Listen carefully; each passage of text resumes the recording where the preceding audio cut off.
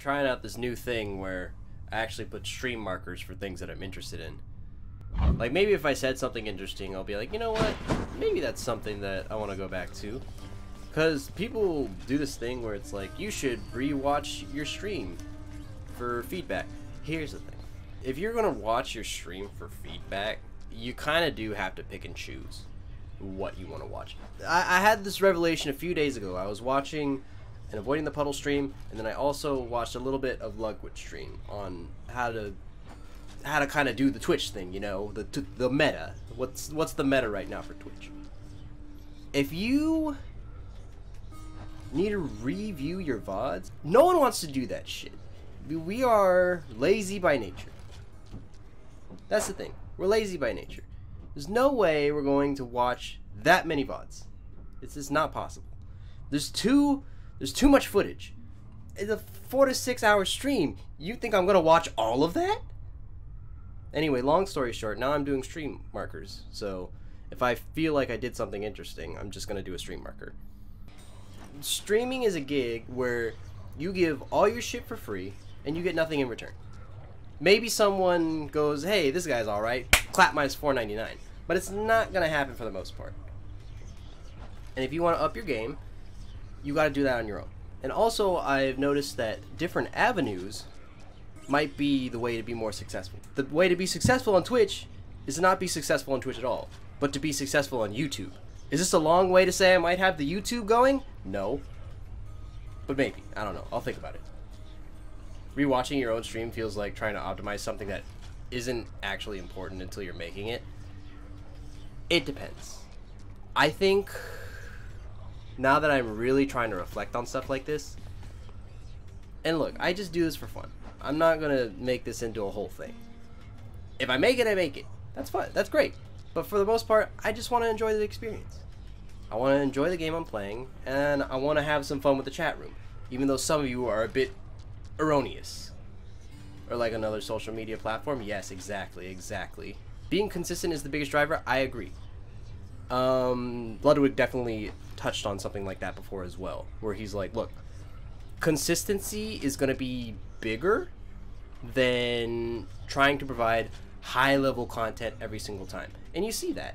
You see a bunch of creators, it doesn't matter what social media platform they're on, TikTok, Twitter, Instagram, and let's be honest, TikTok, Instagram, Twitter, you're being fucking lazy if you're doing that shit. If you're a streamer.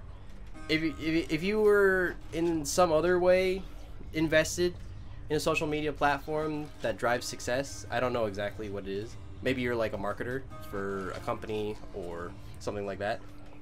Then yeah, I think those things are important. If you're a streamer, that shit's not important. Nobody gives a fuck.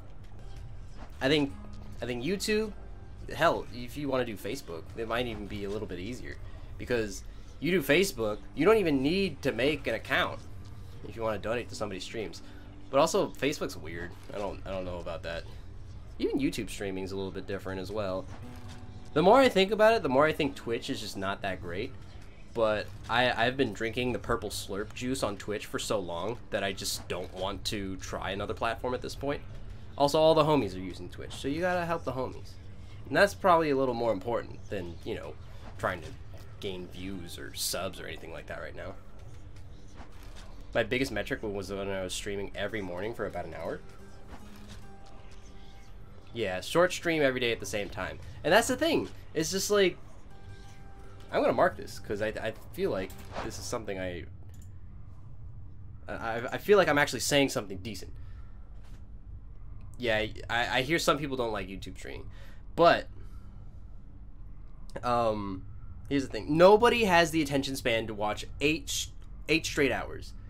If you do the whole 8-hour thing, where you're just new game, boom, new game, boom, this game, boom, just like, unless you're XQC or an OG from like 2010 or 2011, it doesn't work. It doesn't work anymore. Like, look, I have 16 subs. That's like fucking pennies. I'm grateful for every single one of them.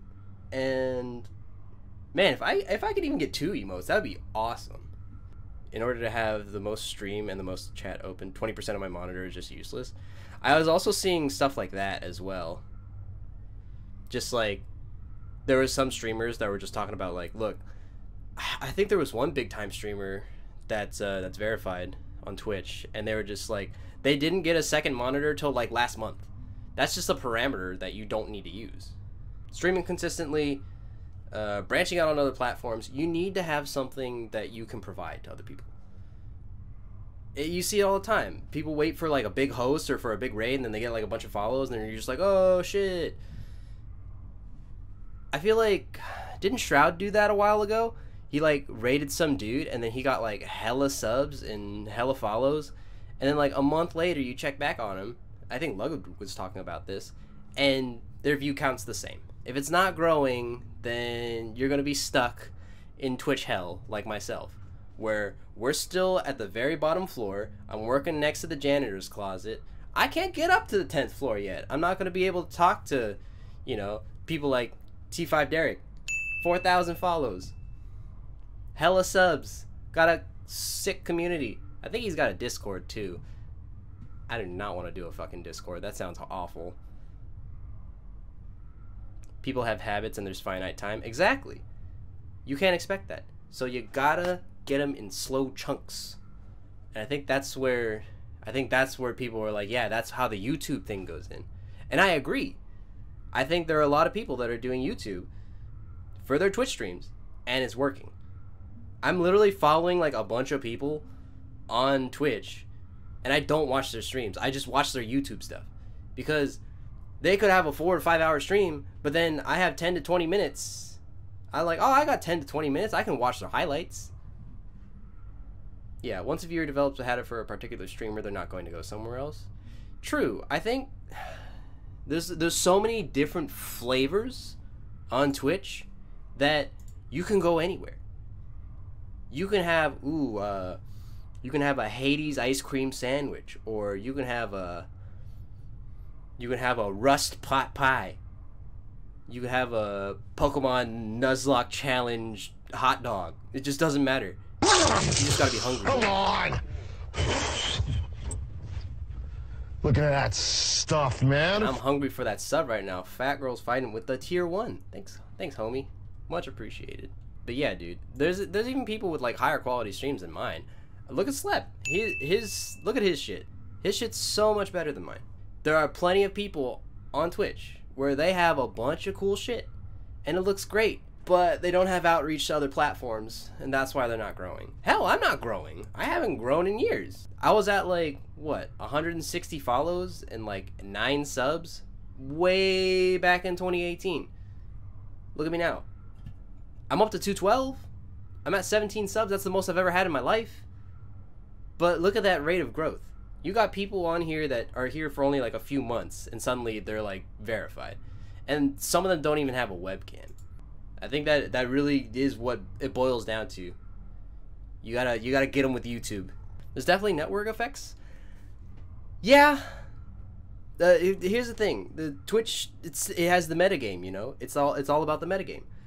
And there are definitely different approaches to how you can be successful. Exponential growth has a real long tail at the start. Yeah. It's just it's really hard to find your niche, and it's really hard to break through. And you know, I do this for fun. I do this because I want to. Also because Hades is sick. I love video games, and I like doing this. And I like hanging out with the people in the chat. I love talking to Tim. I love talking to Cody. I love talking to Matt. I love talking to all the homies. And you know, truth be told, if some crazy shit happens where this channel does take off somehow, and then I have too many fucking morons in the Twitch chat and it's scrolling away, it's gonna be hard to keep up with that. But until then, the boys are the priority. Okay? This ended up just turning into like a Twitch talk, and I'm just you know, airing out what I feel. But I think there's a point to all of that, and I think a lot of people are gonna find success in that way. Will I find that success? We'll see.